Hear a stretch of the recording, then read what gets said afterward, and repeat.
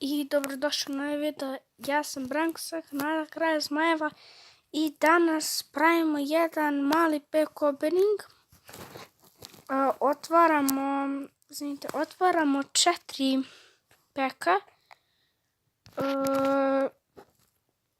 Jedan od 45.000 coinsa i 3 od 375 ovih kao dragulja.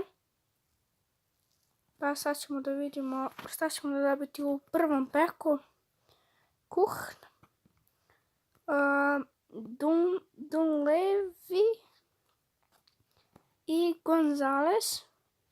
Ništa, ovo je jedna od najgorih pekova koju sam otvorio.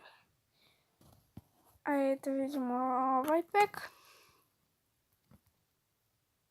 Da vidimo Wang Huanhong, Sparkes i Diakabi.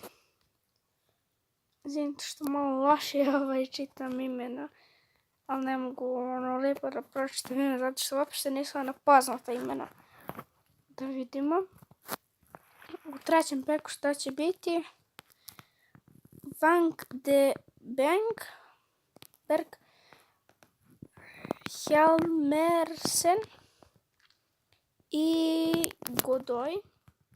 Baš ono loše.